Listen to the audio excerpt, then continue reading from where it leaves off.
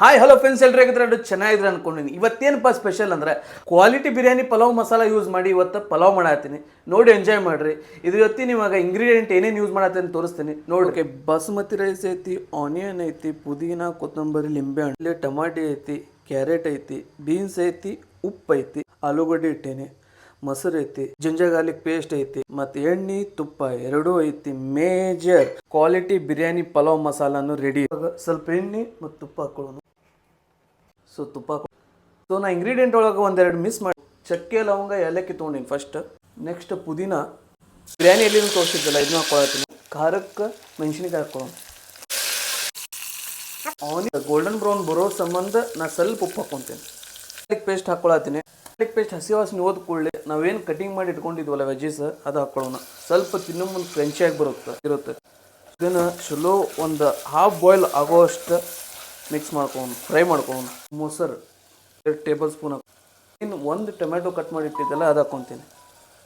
ಈಗ next major quality biryani pulao masala. ಇದು masala smell ಅಂತೂ ಹೆವಿ ಬರತೈತಿ. 1.5 ಸ್ಪೂನ್ ಮಸಾಲ ಹಾಕ್ಕೊಂಡೇನೆ. ತೊಗೊಂಡಿರೋ ರೈಸ್ ಬಾಸುಮತಿ ಐತಿ.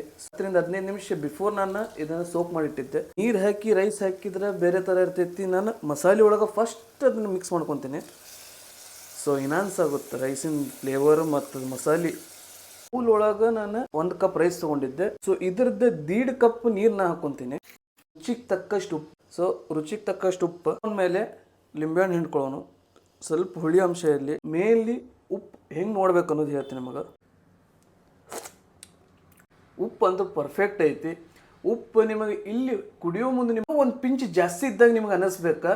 ಸೊ ಅವಾಗ ರೈಸಿಗೆ ಬಿರಿಯಾನಿಗೆ ಪರ್ಫೆಕ್ಟ್ ಆಕೈತಿ. ಒಮ್ಮೆ ಟ್ರೈ ಮಾಡಿ ನೋಡ್ರಿ. ನಾನು ಅಂದಿದ್ದ 2 ವಿಸಲ್ ಆಗೈತಿ. ಈಗ ಓಪನ್ ಮಾಡೋಣ. ಪರ್ಫೆಕ್ಟ್ ರೆಡಿ ಆಗೈತಿ. ಸೊ ಪರ್ಫೆಕ್ಟಾಗಿ ಕ್ವಾಲಿಟಿ ಬಿರಿಯಾನಿ ಮಸಾಲ ಒಳಗೆ ನಾವು ಈ ರೈಸ್ ನೋಡ್ರಿ ಏನು ಪರ್ಫೆಕ್ಟಾಗಿ ಕುಕ್ ಆಗೈತಿ. ಸ್ಮೆಲ್ ಅಂತೂ ಮಸಾಲಿದು ಔಟ್ಸ್ಟ್ಯಾಂಡಿಂಗ್ ಬರತೈತಿ. ಫಸ್ಟ್ ಒಂದು ಬೈಟ್ ಹೋಗ್ಬಿಡೋನು.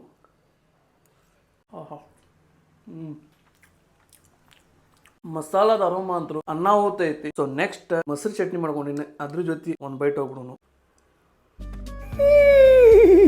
ಸೂಪರ್.